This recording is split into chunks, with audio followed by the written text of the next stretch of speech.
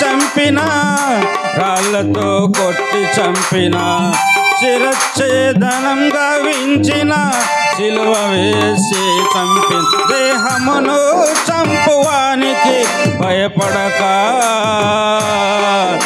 సువార్తకై ప్రాణమిచ్చిరి అపోస్తలులు. దేహమును చంపువానికి భయపడక సువార్తకై ప్రాణమిచ్చిరి అపోస్తలులు. పౌలైనా, పేతురైనా, తోమాయినా, యోహానైనా క్రీస్తు ప్రేమ నుండి ఎడబాయని వారు, క్రీస్తు సంఘానికి పునాది అయిన వారు. హతసాక్షులు, హతసాక్షులు, క్రీస్తు యేసు దాసులు, హతసాక్షులు. మరువలేకపోయారు మధురమైన యేసు ప్రేమ, సువార్తను ప్రకటించారు ధరణి అందంతట. ఆశులను సంపాదించిన వారు కారు, ఆత్మలు సంపాదించిన విశ్వాస వీరులు. హతసాక్షులు, హతసాక్షులు, క్రీస్తు యేసు దాసులు. యెరూషలేమే కదా అన్ని జనుల మధ్య నేను దాని నుంచి తిని, దాని చుట్టూ రాజ్యములున్నవి. అయితే నా విధులను తృణీకరించి నా కట్టడలను అనుసరింపక దుర్మార్గతను అనుసరించుచు నా విధులను నా కట్టలను త్రోసివేసి తమ చుట్టూనున్న అన్ని జనుల కంటేను దేశస్థుల కంటేను అధికముగా దుర్మార్గులేరి. మరి ఇప్పుడు దేవుడు ఏం చేస్తాడు? అన్ని జనుల కంటేను అధికంగా దుర్మార్గులయ్యారంట ఇశ్రాయేల్ ప్రజలు. అప్పుడు ఆ ప్రజలను భూరాజ్యములన్నిటిలో తోలివేయటం జరుగుతుంది. ఆయన భూరాజ్యంలో వాళ్ళ పరిస్థితి ఎలా ఉంది?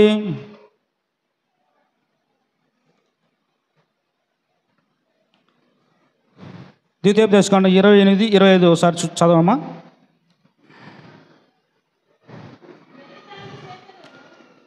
28-25 ద్వితీయోపదేశకాండం.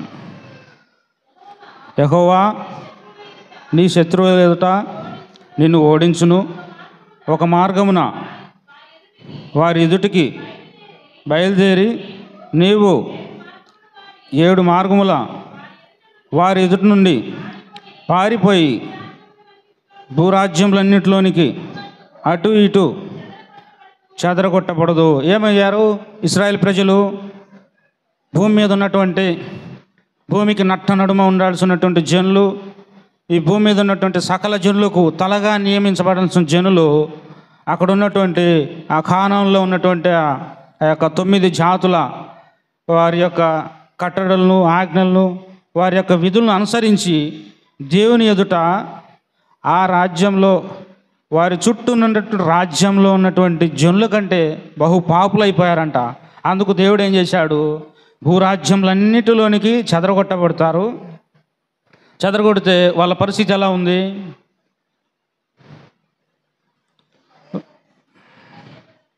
ఒక్క నిమిషం అమ్మా.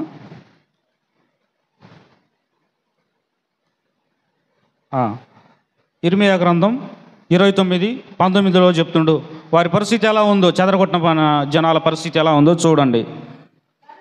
గనుక నేను ఖడ్గం చేతను, క్షేమం చేతను, తెగులు చేతను వారిని హింసించుచు భూరాజ్యములన్నిటిలో వారిని ఇటు అటు చెదరగొట్టుదును. నేను వారిని తోలివేయ జనులందరిలో శాపాస్పదంగాను, విస్మయ కారణంగాను, అపహాస్యాస్పదంగాను, నిందాస్పదంగాను ఉండునట్లు వారిని అప్పగించుచున్నానని యెహోవా సెలవిచ్చుచున్నాడు. అంతవరకు ఇప్పుడు ఈ యొక్క శాపాలు తోలివేటువంటి భూరాజ్యంలో ఏ జనులకు సంభవించినాయి ఓసారి మీరు చూసుకోండి. తలగా ఉన్నటువంటి మిమ్మల్ని తోక చేస్తానన్నాడు. మరి తోకగా ఉన్న జనాలు ఎవరై ఉన్నారు అనే విషయాన్ని ద్వితీయోపదేశకాండంలో ఇప్పుడు చదివాము. ఏ జనాలకు ఇలాంటి పరిస్థితి సంభవించిందని చూస్తే వాస్తవానికి ఈ సమాజం కూడా అలాంటి సమాజాన్ని పోలి ఉన్న సమాజమే. శాపాస్పదంగాను, విస్మయ కారణంగాను, అపస్యాస్పదంగాను, నిందాస్పదంగాను ఉండునట్లు వారిని అప్పగించుచున్నానని యెహోవా సెలవిచ్చి ఉన్నాడు. ఎప్పుడో యెరూషలేములో ఇశ్రాయేలు దేశము, యూదా దేశము రెండిటిలో యూదా వారు చేసిన పాపము, ఇశ్రాయేలు వారు చేసిన పాపానికి దేవుడు ఏదైతే చేయకూడదనుకున్నాడో ఆ పని చేయటానికి ఆయన సిద్ధమయ్యాడు. ఈ విషయాన్ని యెహెజ్కేలు 5వ అధ్యాయము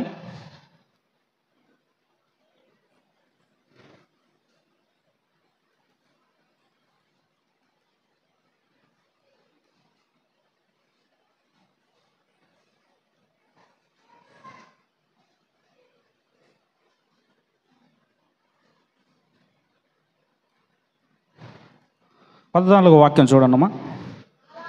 అలాగూ నీ చుట్టూనున్న అన్ని జనుల్లో నిన్ను చూచువారందరి దృష్టికి పాడుగాను నిందాస్పదంగాను నేను నిన్ను చేయుదును. కావున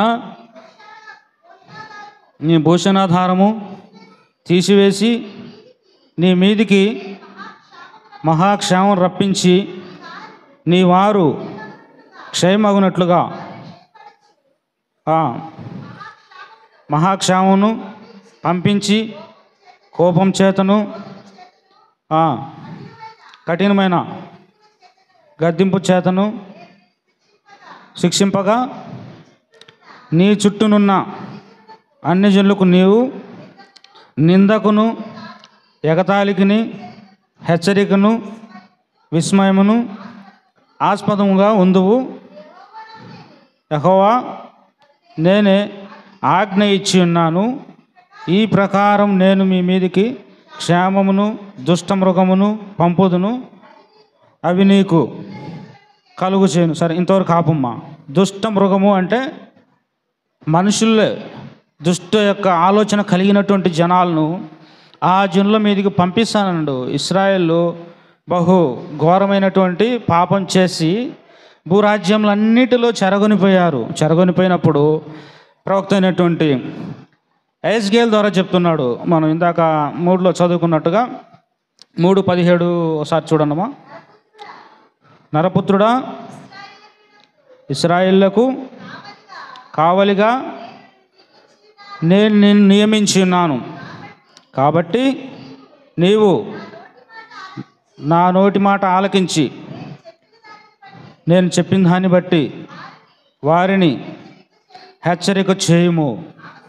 ఆవశ్యముగా మరణమవుదు అని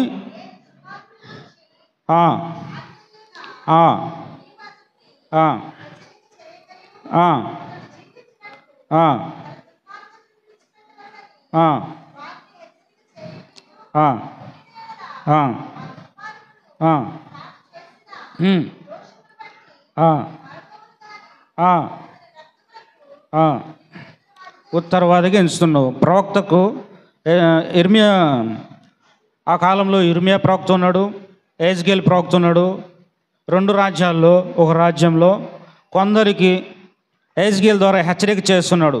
మీరు చేశారు. ఎలా చేశారంటే మీ చుట్టూనున్నటువంటి అన్ని జనుల కంటే ఎక్కువగా పాపం చేశారు. అందుకు మిమ్మల్ని అందరినీ భూరాజ్యములన్నిటిలో తోలివేశాను. వెళ్ళిపోయారు. మీరు వెళ్ళిపోయి నిందాస్పదంగాను అపస్యాస్పదంగాను ఎగతాళిగాను అనేకమైనటువంటి సమస్యలు అనుభవించారు.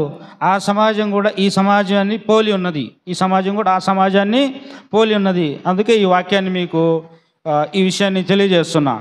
మరి సేవకులు కూడా మనకేం చెప్తారంటే ప్రతి ఆదివారం కానీ మంచి మంచి వాక్యాలు చెప్తున్నారు మనం చేసినటువంటి పాపాల గురించి. దేవుడు మొదట తన ప్రజలైనటువంటి ఇశ్రాయేలుకు వారు చేసిన పాపాలని మధ్యవర్తిగా ప్రవక్తల నుంచి వారిని హెచ్చరిక చేస్తుండు. నువ్వు వెళ్ళి వారికి చెప్పు, నువ్వు చెప్పిన యెడల వారు నీ మాట విని వారు మారు మనసు ఒకవేళ పొందిన యెడల వారు బ్రతుకుతారు. నువ్వు చెప్తే నీ విషయంలో నువ్వు తప్పించుకుంటూ వారి రక్తం విషయంలో నిన్ను ఉత్తరవాదిగా ఎంచుతా. నీ మాట వినని పక్షాన వారు ఒకవేళ వారి పాపంలో నశించిపోయిన యెడల నీ ఆత్మ విషయంలో నువ్వు నిర్దోషివైతావు. ఒకవేళ నువ్వు వారికి చెప్పకపోతే వారు నీవు చెప్పని కారణం చేత నశించిపోతారు. అందును బట్టి కూడా నిన్ను ఉత్తరవాదిగా ఎంచుతానంటున్నాడు. మరి మన సంఘంలో కూడా దైవజనుడు దేవుని వాక్యాన్ని మనందరికీ బోధిస్తున్నాడు. అనేకమైనటువంటి మనం చేసేటువంటి లోక సంబంధమైనటువంటి తప్పిదాలు, పొరపాట్లు, పాపాల్లో మనం అనుకోకుండా లోకంలో ఉన్నాం కాబట్టి తప్పిపోతుంటాం. ఆ విషయాన్ని దైవజనులు హెచ్చరిక చేస్తుంటారు. దైవజనుల హెచ్చరికను మనము తేలిగ్గా తీసుకోకూడదు. వాళ్ళు ఏందోలే ఈ సేవకుడికి ఏం పని లేదు, ఊరిక మా మీద పడి ఏడుస్తుంటాడు, ఆయనకి ఏం పని లేదని చెప్పేసి సేవకులను నిందిస్తుంటారు. ఇక్కడ ఏం చెప్తుండంటే సేవకుడికి దేవుడు చెప్తున్నాడు, నువ్వు వారికి చెప్పు, వారు వినకపోయినా సరే నువ్వైతే నా మాటలు చెప్పాలి. నువ్వు చెప్పినప్పుడు నీ విషయంలో నువ్వు ఉత్తరవాదివి, నీ ఆత్మను నువ్వు తప్పించుకుందువు. ఈ విషయం 21లో చదవమ్మా, 3:21. అయితే పాపం చేయవలదని నీతి గలవానిని నువ్వు హెచ్చరిక చేయగా అతడు హెచ్చరింపబడి పాపం చేయక మానిన ఎడల అతడు అవశ్యముగా బ్రతుకును. నీ మటుకు నీవును ఆత్మను తప్పించుకొందువు. సేవకులు మనకు అనేక విషయాలు చెప్తూనే ఉంటారు. నాకు కూడా తెలియనప్పుడు ఏం సేవకులు వీళ్ళు ఊరిక పనికిమాలిన సేవకులు, వాళ్ళకి ఏం పని లేదు, పని బాట లేకుండా బ్రతుకు తెరువు కోసం ఏదో సేవ చేస్తున్నారు అనుకున్నాం.